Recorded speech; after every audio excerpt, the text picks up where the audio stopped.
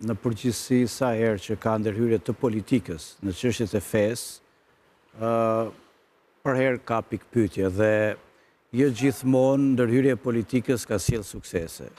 Në rastin konkret, duke mos e paragjykuar, mund të them se nga burimi i kësaj teze, nga burimi deri tek artikulimi, ka paqartësi dhe ka ardhur në një mjergull shumë të madhe.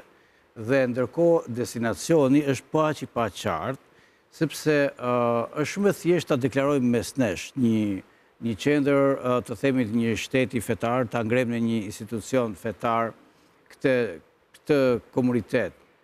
Problemi është se sa Shqipëria ka punuar për të parafruar qëndrime pajtuese të komuniteteve Bektashinë, siç tha Beni, nga shtetet të tjera, sepse nëse ti pretendon që kjo të jetë një kryegjyshat me statusin e një shteti, një qendre botërore, pra kjo qendër nuk kupton vetëm qendrat e rajoneve ose përtej kufive të Shqipërisë.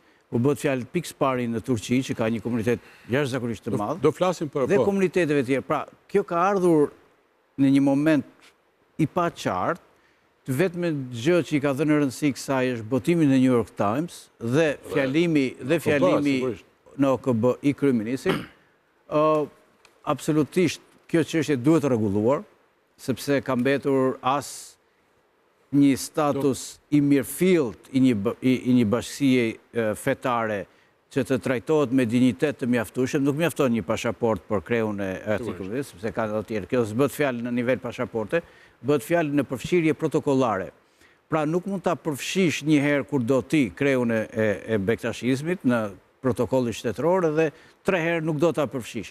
Pra, o e përfshin ose nuk e përfshin, dhe ne natyrisht Shqipëria është një vend i hapur, ka disa fe zyrtare tashmë, ne kemi edhe fenë hebraike të pranuar si fe zyrtare, që mbetet për të parë. Në qoftë se do të bëjmë, nëse do të bëj edhe ciniku ndoshta deri në fund, mund të them vetëm kaq që në qoftë se e kemi projektuar këtë gjë siç kemi bërë këto punë tona deri tani, mendoj që nuk kemi bërë një gjë të mirë. Duhet të ishte dhe duhet të jetë më e pjekur, duhet të jetë më gjithëpërfshirëse, edhe në aspektin e marrëdhënieve ndërfetare, por edhe në raportet politike, sepse nëse merret si një pasaportë politike për ta përdorur, është një gabim kthehet në bumerang.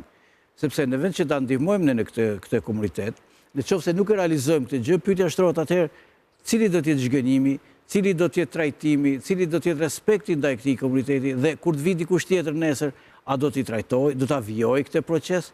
Pra, nëse shifet si një proces serioz i mirëfillt, duhet të vite edhe me një konsulencë dhe gjithëpërfshirje të brendshme të faktorit ndërshqiptar, por edhe të jashtme, dhe nuk është e mjaftueshme të kesh konsulencën e 2-3 personaliteteve ndoshta me influencë në botën perëndimore ku do të qoftë, të cilët nesër nëse nuk realizohet si projekt, mund të thonë që okay, ne kishim ide dashamirëse, por u var nga rrethanat dhe nga ju që nuk e realizuat.